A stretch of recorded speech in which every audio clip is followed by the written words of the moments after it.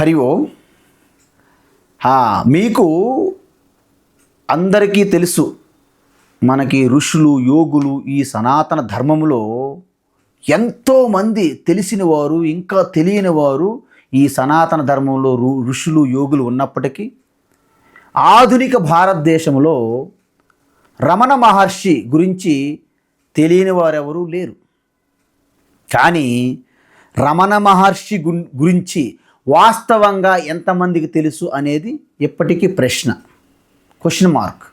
ఎందుకంటే రమణ మహర్షి ఒక సాదాసీదా ఒక కుటుంబంలో పుట్టి పెద్దగా విద్యాభ్యాసం ఏమీ చేయకుండా అతి చిన్నతనంలోనే ఇల్లు విడిచి అరుణాచల అనే ఒక నామం విని వెంటనే తన పూర్వజన్మ సుకృతం వలన అనేక జన్మ సంసిద్ధి తతో యాతి పరాం గతిం అన్నట్లుగా వెంటనే తన ఆత్మస్ఫురణని మేల్కొల్పునట్లు అయిందన్నమాట. అందువలన వెంటనే ఒక 11-12 సంవత్సరాల బాలుడిగా ఉన్నటువంటి వెంకటరమణ ఇల్లు విడిచిపెట్టి ఏదో చిన్న మొత్తం పైసలు తన దగ్గర ఉన్న అవి కూడాను ఒక నదిలో విసిరివేసి ఆ అరుణాచలం చేరుకున్నాడు. అక్కడ తనకి ఆత్మనిష్టయందు ఒక టిక్లింగ్ అంటే కీస్తం ఎలాగైతే వాచికి అలా అయ్యింది, కానీ దాన్ని పూర్తిగా అర్థం చేసుకోలేని పరిస్థితి. అందువలన తనకు తానుగా కొన్ని సంవత్సరముల పాటు అంటే దగ్గర 11-12 సంవత్సరముల పాటు ఆ గుహలలో అక్కడ ఉంటూ తన మౌనంగా స్వయం సిద్ధంగా అనేక రకములైనటువంటి సాధనలుగా ఉంటూ ఎటువంటి ఆహార నిద్రలు కూడాను ఆధారపడకుండా జీవించినటువంటి ఆ వెంకటరమణ అద్భుతమైనటువంటి తన స్వరూపం మెల్లమెల్లగా అనుభూతిలోకి రావడం జరిగింది. ఎందుకంటే వారు ఆ శరీరం పొందక ముందు అనేక జన్మల్లో ఈ యొక్క తపస్సు మార్గంలో వస్తూ ప్రారబ్ధవశాత్తు శరీరం పడిపోవడం జరిగి ఉంటుంది. అందువలన అట్లాంటి వారిని యోగ భ్రష్టులు అంటారు. భగవద్గీతలో భగవాన్ శ్రీకృష్ణ చెప్పారు. కాబట్టి ఆ రమణ మహర్షి ఆ విధంగా ఎప్పుడైతే ఆ 11-12 సంవత్సరముల పాటు అనేక రకమైనటువంటి ఈ దేశకాల పరిస్థితుల్లో వచ్చినటువంటి వాతావరణాలు కూడాను తట్టుకొని ఏదైతే ఆత్మనిష్టలో నిలవగలిగారో వారిలో ఒక రకమైనటువంటి పరిపూర్ణత, ఆత్మానందము, సంపూర్ణ శాంతి ప్రకటమైనది. ఆ స్థితిలో కావ్యకంఠ గణపతి మహాముని ఎంతో పండితుడు, మేధావి, జ్ఞాని. ఆయన అలా వెతుక్కుంటూ వెళ్ళి ఆ వెంకటరమణ్ని చూసేసరికి సాక్షాత్తు బ్రహ్మస్వరూపంగా పరబ్రహ్మస్వరూపంగా ఆయనకి దివ్య దర్శనంగా కనిపించారు. అందువలన ఈయన మామూలు సాధారణ వ్యక్తి కాదు, ఈయన మహర్షి అని అభివర్ణించారు. అప్పటి నుండి వారు రమణ మహర్షిగా పేరు పొంది ఉన్నారు. అయితే రమణ మహర్షి తన పెద్దగా చదువుకోలేదు, శాస్త్రములేమీ చదువుకోలేదు, గురుముఖాత్తు శ్రవణము మననము నిధిధ్యాసనల ప్రక్రియ లేదు. అంటే ఏదైతే వేదము ఏమి చెప్తుంది, మన అంతఃకరణ శుద్ధి సరిగా లేకపోవడం వలన సంసార సుఖదుఖములు కొట్టుకుంటూ ఉన్నందువలన నిస్వార్థమైనటువంటి కర్మయోగము భక్తి మార్గము ద్వారా అంతఃకరణ శుద్ధి చేసుకొని ఆ జపము అదే విధంగా ఉపాసన ధ్యానము ద్వారా ఏకాగ్రత సిద్ధి పొంది ఆ జ్ఞానయోగమైనటువంటి శ్రవణ మనన నిధిధ్యాసనము ద్వారా ఆత్మజ్ఞాన తత్వాన్ని అనుభూతిలోకి తెచ్చుకోవాలి. కానీ రమణ మహర్షికి ఇంతకు ముందు జన్మలోనే కర్మయోగము ఆ ఉపాసన భక్తి ధ్యానాలు పూర్తయినందువలన కొంచెం ప్రారంధం ఉండడం వలన ఈ శరీరం మళ్ళీ పొందారు. కాబట్టి వారికి డైరెక్ట్గా శ్రవణ మననం అనేది ఇంతకు ముందే జరగడం వలన ఆ నిధిధ్యాసన ప్రక్రియ ఏదైతే ఉందో దాన్నే ఈ జన్మలో చేయడం వలన అపరోక్ష అనుభూతి స్థితిలో ఉండేవారు. ఈ విధంగా రమణ మహర్షి ఎప్పుడైతే అపరోక్షానుభూతి స్థితి ఆత్మస్థితిలో ఉన్నందువలన వారు ఆత్మ చైతన్య స్వరూపం నిత్యం ఉండడం అనేది వారికి సహజమైనటువంటి స్వరూప స్థితిగా అయినది. అలాంటప్పుడు కావ్యకంఠ గణపతి మహాముని ఎప్పుడైతే చూసి వీరు సాధారణ మనిషి కాదు, ఓ మహర్షి అని అభివర్ణించారో అప్పుడు కావ్యకంఠ గణపతి మహాముని కూడాను మహాజ్ఞాని పండితుడు కాబట్టి వారితోనే మాట కలిపారు రమణ మహర్షి. అంతవరకు రమణ మహర్షి పెద్దగా వ్యవహారకంగా మాట్లాడింది లేదు. అయితే వారికి రమణ మహర్షికి ఒక ప్రక్రియ ప్రకారంగా ఒక క్రమబద్ధంగా శాస్త్రాన్ని అధ్యయనం చేయలేదు ఈ జన్మలో. కానీ ఈ శ్రవణము మననము కిందటి జన్మల్లో జరిగింది కాబట్టి ఈ జన్మలో కావలసినటువంటి నిధిధ్యాసనం అనేది చేశారు కాబట్టి దానికి ఆత్మజ్ఞాన యోగం అనేది సమాప్తమైంది. అందువలన వారు మాట్లాడే ప్రతి మాట బ్రహ్మ విద్య ఉపనిషత్తుగా పరిగణించడం జరిగినది. అయితే రమణ మహర్షికి ఆ కమ్యూనికేషన్ లాంగ్వేజ్ ఏదైతే ఉందో సంస్కృత భాష రాదు కాబట్టి వారికి మాతృభాష అయినటువంటి ఆ తమిళంలో మాట్లాడడం జరిగింది. దానిని కావ్యకంఠ గణపతి మహాముని సంస్కృతములో దాన్ని అనువాదం చేశారు. అందువలన రమణ మహర్షి ఆయన మీద సాక్షాత్తు మహర్షి ఈ కలియుగములో మనకి దర్శనమిచ్చారంటే అది రమణ మహర్షి. అయితే మన సమాజం ఎలాగో ఉంటుందంటే గతానుగతికో లోక నా లోకో పరమార్థత అంటారు. అంటే 10 మంది ఎలా వెళ్తారో నడుచుకుంటూ వెళ్ళిపోతాం తప్ప ఎందుకు వెళ్తున్నాము అని ప్రశ్నించేవాడు ఎవరు లేరు.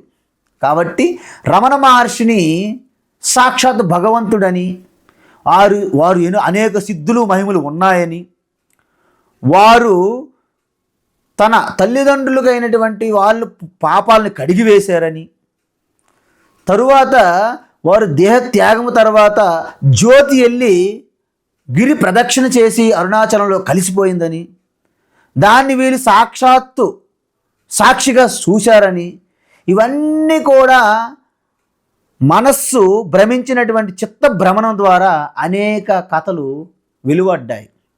సాధారణం ఇది. ఒక వ్యక్తిని మనం భజన చేసి పూజించి ఆరాధిస్తే ఆ వ్యక్తి కోసం ప్రేమ భక్తి అంధభక్తి మా ద్వారా అనేకమైన కట్టుకల్పనలు మనం కట్టేస్తాం, కూర్చేస్తాం, రాస్తాం, ప్రచారం చేస్తాం. బహుశా ఇదే విధంగా జరిగి ఉంటుంది రమణ మహర్షి విషయంలో. వారి చుట్టూ ఉన్నటువంటి భక్తులు అంటే ఏంటంటే భక్తిలో 2 రకాల భక్తి ఉంటుంది. పరాభక్తి అంటే ఆత్మజ్ఞానంతో ఉన్న భక్తి, దాని గురించి నేను మాట్లాడట్లేదు. ఈ లోవర్ భక్తి ఏదైతే ఉందో అంధభక్తి అంటారు. వాళ్ళకి బుద్ధితో పని లేదు, బుద్ధికి ఆల్రెడీ బాగా తాళాలు వేసేస్తారు అనమాట, కదలకుండా ఇంక ఓపెన్ అవ్వకుండా. పైన ఎప్పుడు కూడా వ్యవహారం చేస్తుంటారు. అందువలన జస్ట్ అనుకరిస్తుంటారు తప్ప ఆలోచన లేదు. అలాంటి వాళ్ళు ఏంటంటే సిద్ధులు మహిమలు బయటికి చూస్తుంటారు. కానీ సాక్షాత్ రమణ మహర్షి ఏం చెప్పారు అంటే ఈ సిద్ధులన్నీ కూడా స్వప్నముతో సమానమే. మరి అసలైన సిద్ధి ఏంటి? ఆత్మయే అసలైన సిద్ధి. ఆత్మ స్థితిలో ఉండడమే అసలైన సిద్ధి. మరి మిగతా సిద్ధులు మహిమలేంటి? మిరాకిల్స్ అవన్నీ స్వప్నంతో సమానము. స్వప్నము నుండి మీరు జాగ్రత్తలోకి వచ్చినప్పుడు స్వప్నంలో విషయాలకు మీరు విలువిస్తారా? ఇవ్వరు. మరి ఆత్మస్థితిలో ఉన్నటువంటి వారికి ఈ ప్రపంచంలో ఉన్న వాటి మీద రుచి ఉంటుందా? ఉండదు. చెరుకు రసము తీసిన తర్వాత ఎలాగైతే ఆ పిప్పి పైన మీకు శ్రద్ధాభక్తి కలగదో ఆత్మస్థితిలో ఉన్నటువంటి వారికి ఈ జగత్తుచ్చం అనేది స్పష్టత ఉంటుంది ఆ పిప్పి వలె. కాబట్టి ఈ విధమైనటువంటి తత్వము ప్రతి మనిషికి సహజ సిద్ధంగా ఉన్నది, ఎక్కడి నుండి వచ్చింది కాదు. అందువలన మోక్షం అనేది స్వతసిద్ధి, అది పొందేది కాదు. ఒకవేళ మీరు ఒక దేశ కాలంలో పొందినట్లయితే అది పోతుంది. కాబట్టి మోక్షం అనేది ఆత్మకి ఇంకొక పేరు మోక్షము. కాబట్టి ఈ విధంగా ప్రతి ఒక్కరు కూడాను మీరు ఎటువంటి ఏదో రకమైన తపస్సులు చేసి పొందేది కాదు, మీ స్వరూపమే ఆత్మ అని ఈ జ్ఞానాన్ని ఇప్పుడు నాకు అర్థమయ్యింది. ఇది నాకు మొట్టమొదటి అర్థం కాకపోవడం వల్లనే నేను 12-11 సంవత్సరాలు నానా తంటాలు పడ్డానని కూడా చెప్పారు రమణ మహర్షి. అందువలన నేను ఎప్పుడైతే ఇది అర్థమైందో, అనుభూతి చెందానో మీకింక ఈ శిరశాసనాలు పిల్లి మొగ్గలు అక్కర్లేదు, సాక్షాత్ ఈ తత్వస్వరూపం తెలుసుకోండి మనందరికీ ఒక అనుగ్రహ రూపంగా ఆ భగవాను రమణ మహర్షి ఒక ఉపదేశాన్ని అందించారు. దాన్ని కావ్యకంఠ గణపతి మహాముని సంస్కృతంలో అనువదించారు. దానినే ఉపదేశ సారహ అంటారు. అంటే ఏదైతే రమణ మహర్షి వద్దకు వెళ్ళినటువంటి జిజ్ఞాసువులు ముముక్షువులకి వారు అడిగినటువంటి ప్రశ్నలకి వారు ఇచ్చినటువంటి సమాధానాలని ఒక శ్లోకాల రూపంగా కూర్చి మనకు అందించినటువంటి ఆ కావ్యకంఠ గణపతి మహామునికి నమస్కరిస్తూ ఆ ఉపదేశ సారం అనే గ్రంథాన్ని మనం ప్రారంభించాలని అనుకున్నాము.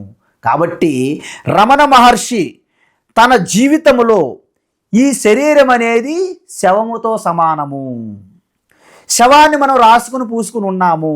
మరి ఈ శరీరం అనే శవంతోనే మనము ఐడెంటిఫై అయిపోయి మమేకం చెందినప్పుడు దీనికంటే సూక్ష్మంగా ఉన్నటువంటి ఇంద్రియం నుంచి ఎప్పుడైతే మనం బయటపడతాము, దానికంటే సూక్ష్మంగా ఉన్న మనసు నుంచి ఎప్పుడు బయటపడతాము, దానికంటే సూక్ష్మంగా ఉన్నటువంటి బుద్ధిని దాటిల్లేకే కదా మన ఆత్మస్వరూప స్థితి. అందువలన ఈ శరీరము దేహం అనే ఒక ఈ స్థూలమైనటువంటి ఈ పైనే మనము ఆకర్షణకు లోనయ్యి రాసుకొని పూసుకొని కింద మీద పడితే ఈ డీజే లాగా రోల్ అండ్ రాక్ ఈ రాసుకొని ఇక్కడే ఉన్నవాళ్ళు ఇక అత్యంత సూక్ష్మమైనటువంటి ఆ యొక్క శరీర ఇంద్రియాల మనస్సు బుద్ధికి అతీతమైనటువంటి సూక్ష్మ స్వరూపమైనటువంటిది అన్నిటికీ అధిష్టాన ఆధారభూతమైనటువంటి ఆ చైతన్య స్వరూపం ఆత్మ, అది శాశ్వతము. ఇవన్నీ అశాశ్వతాలు, వస్తున్నాయి పోతున్నాయి.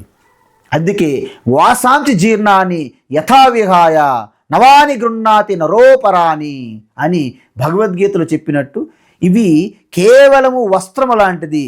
చిరిగిపోయిన వస్త్రం ఎలాగైతే తీసివేసి నూతన వస్త్రం ఎలాగైతే ధరిస్తామో, ఆత్మస్వరూపతత్వం తెలుసుకోకుండా ఉన్నటువంటి జీవాత్మ కూడా శరీరాలు మారుస్తుంది. అదే ఆత్మస్వరూపతత్వం తెలుసుకున్న తర్వాత అసలు శరీరాలు మారుస్తాననే ప్రశ్నే ఉండదు. ఎందుకు?